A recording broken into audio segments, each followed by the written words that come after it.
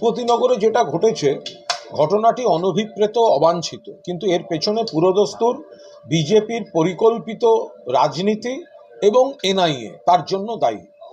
আমরা গত কয়েকদিন ধরে বলে আসছি, মাননীয় মুখ্যমন্ত্রী গতকাল পরশুও বলেছেন যে বিজেপি নেতারা এনআইএ অফিসারদের সঙ্গে বৈঠক করছেন, বৈঠক করে লিস্ট দিয়ে দিচ্ছেন যে এই এলাকা থেকে তৃণমূলের এই কর্মীদের হ্যারাস করতে হবে, এলাকা থেকে সরিয়ে দিতে হবে, দরকার হলে অ্যারেস্ট করতে হবে।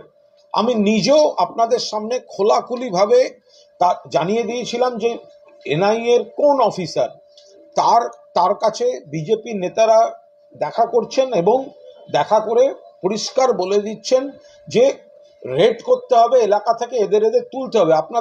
আপনারা চালান, আপনাদের লাইব্রেরি থেকে আমার ফুটেজ দেখবেন, হুবহু এক ঘটনা ঘটছে। এটা আমরা অ্যাপ্রিহেন্ড করে জানিয়েছি, মাননীয় মুখ্যমন্ত্রী অ্যাপ্রিহেন্ড করে জানিয়েছেন, তো সেই ঘটনা ঘটেছে। এখানে বিজেপি কিছু মিথ্যা অভিযোগ দিয়ে, তৃণমূল কর্মীদের নামে মিথ্যা অভিযোগ দিয়ে, কারণ সংগঠনে পারছে না, এলাকায় পারছে না, সেই জন্য তৃণমূল কর্মীদের নামে মিথ্যা অভিযোগ দিয়ে এনআইএ কে পাঠিয়ে, এনআইএ কে বলছে রেড করো, তুলে আনো, তাদের বলে দাও এলাকায় ইলেকশনে কাজ না করতে। এবার মাঝরাতে ভোর রাতে গিয়ে হাজির হচ্ছে। মানুষ একে জেনে গেছেন চক্রান্তটা, যে বিজেপির শাখা সংগঠন হিসেবে এনআইএ আসছে, তার মধ্যে রাত্রেবেলা ভোর রাতে গিয়ে এই অশান্তি প্ররোচনা তৈরি করা। সেই কারণে এই ঘটনাটি তাৎক্ষণিক প্রতিক্রিয়া, মানুষের ক্ষোভ, প্রতিহিংসার রাজনীতি, চক্রান্তের রাজনীতির বিরুদ্ধে মানুষের ক্ষোভ, এই ধরনের একটা ঘটনা ঘটেছে। ঘটনা অনভিপ্রেত, ঘটনা অবাঞ্ছিত, কিন্তু বিজেপি এই ঘটনাটা তৈরি করেছে পরিকল্পিতভাবে এনআইএ কে অপব্যবহার করে।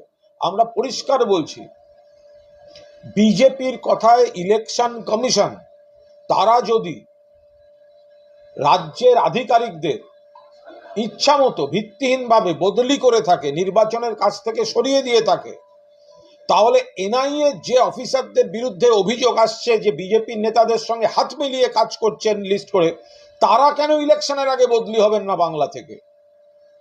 শুধু বাংলার আধিকারিকরা কেন বদলি হবেন?